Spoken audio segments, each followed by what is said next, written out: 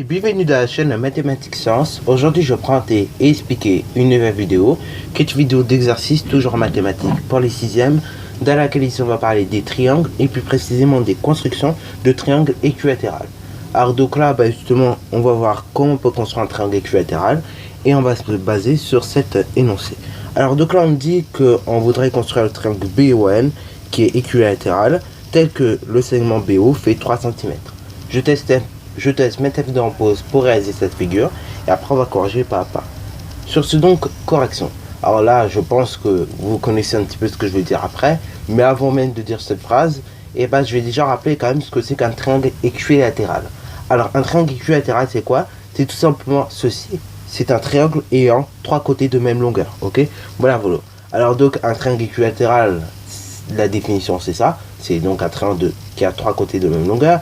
Mais un triangle équilatéral, on peut le voir, comme je vous disais, autrement. C'est comme pour les triangles isocèles, on peut voir du point de vue des angles. Et c'est pareil, au niveau des triangles équilatéraux, on peut le voir du point de vue des angles.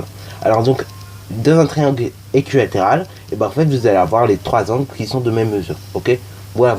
Donc en gros, le triangle équilatéral, on peut le voir au niveau des longueurs, mais au niveau des angles également. Alors, la définition de base d'un triangle équilatéral, ce qu'il faut retenir là-dessus, c'est surtout qu'il a 3 côtés de même longueur. Ça c'est vraiment la définition de base.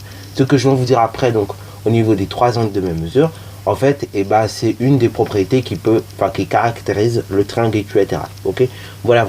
C'est comme pour le triangle isocèle. En fait au niveau des angles, ce que je vous disais, c'est tout simplement une propriété. Alors après, la réciproque de ces propriétés existe.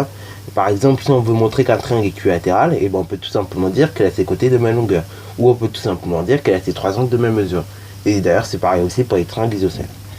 Bon, voilà. Donc ça, c'est un petit rappel sur les triangles équilatéraux. Maintenant, on va tout simplement réaliser la figure. Alors, donc là, on voudrait réaliser un triangle BON qui est équilatéral, tel que le segment BO est égal à 3 cm. Donc là, on va réaliser vite fait à main levée un triangle bon, ok? Et on va indiquer les mesures, ok? Donc là, BON. On sait que la longueur BO fait donc 3 cm. Voilà. Et donc là, si BO fait 3 cm, vous avez ON qui fait 3 cm et vous avez BN qui fait 3 cm. Puisque on est dans un triangle équilatéral et que dans un triangle équilatéral, vous avez tout simplement les longueurs qui sont égales. Ok? Voilà. Bon, maintenant passons aux constructions.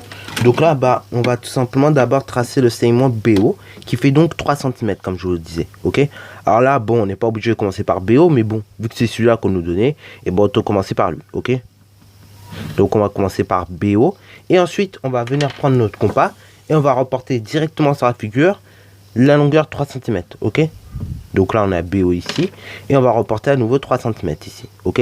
Donc ces 3 cm je reporte sur la figure comme vous voyez ici, et une fois que je les ai reportés sur la figure, je trace un premier arc de cercle de centre haut.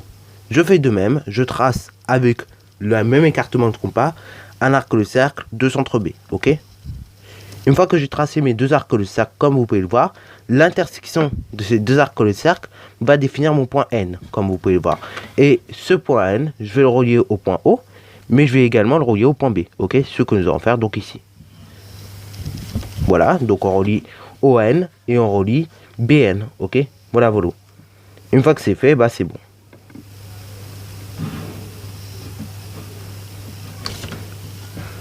Voilà. Donc là, éventuellement, pareil, on peut y indiquer les mesures. Donc là, ici, on a à chaque fois 3 cm. Alors, avant que la vidéo se finisse, je m'arrête à vous dire un petit mystère sur pourquoi équilatéral isocèle. Tout simplement, en fait, équilatéral, il y a le mot équi. Et donc, dans équi, ça veut dire 3 côtés de même longueur. Ok, ça veut dire 3. Donc, du coup, c'est pour ça équilatéral.